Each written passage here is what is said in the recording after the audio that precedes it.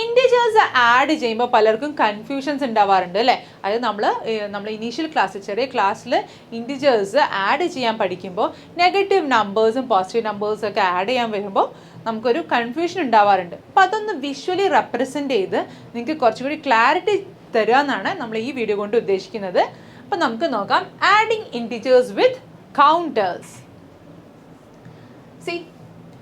ഇവിടെ ഞാൻ 1+2 ആഡ് ചെയ്യണം. അപ്പോൾ ഇതെല്ലാവർക്കും അറിയാവുന്ന കാര്യമാണ് അല്ലേ? സിമ്പിളാണ്. നമുക്ക് 1+2 ആഡ് ചെയ്താൽ നമുക്ക് 3 ആണ് കിട്ടുക എന്നറിയാം. അപ്പോൾ നമുക്കത് കൗണ്ടേഴ്സ് വെച്ചൊന്ന് ആഡ് ചെയ്ത് നോക്കാം. അപ്പോൾ ഇതിനെയാണ് ഞാൻ കൗണ്ടേഴ്സ് എന്ന് വിളിക്കുന്നത്. അപ്പോൾ ഇതെന്താണ്? പോസിറ്റീവ് കൗണ്ടേഴ്സ് ആണ്. ഓക്കെ, സോ ഒരു പോസിറ്റീവും 2 പോസിറ്റീവും കൂടി ആഡ് ചെയ്യുന്നു. അപ്പോൾ എനിക്ക് ആൻസർ എന്താ കിട്ടുക? എനിക്ക് 3 പോസിറ്റീവാണ് കിട്ടുക അല്ലേ? അപ്പോൾ എനിക്ക് കിട്ടിയ ആൻസർ എന്താണ്? +3 ആണ്.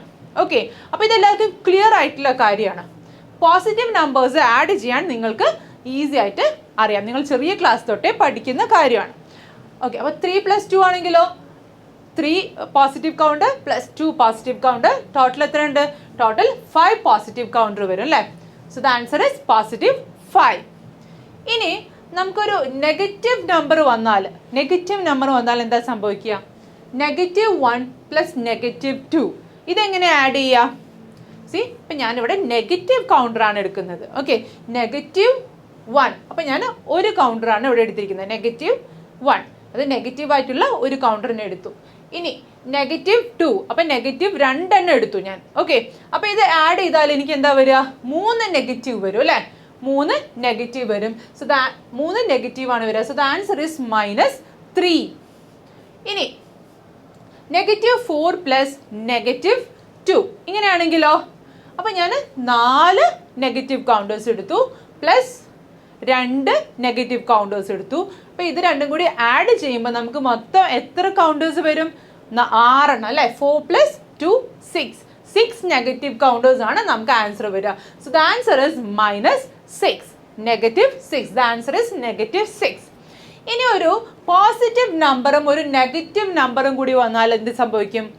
പോസിറ്റീവ് നമ്പറും നെഗറ്റീവ് നമ്പറും കൂടി വന്നു കഴിഞ്ഞാൽ, ഇപ്പോൾ ഒരു പോസിറ്റീവും ഒരു നെഗറ്റീവ് ആണെങ്കിൽ അതെന്ത് ചെയ്യും? അത് 0 പെയർ ആയിട്ട് മാറും. ഓക്കെ, 0 പെയർ, അതായത് അത് നളിഫൈ ചെയ്ത് 0 ആയിട്ട് മാറും. ഓക്കെ, അപ്പോൾ നമുക്ക് പോസിറ്റീവ് നമ്പേഴ്സും നെഗറ്റീവ് നമ്പേഴ്സും വരുമ്പോൾ എങ്ങനെ ആഡ് ചെയ്യാമെന്ന് നോക്കാം.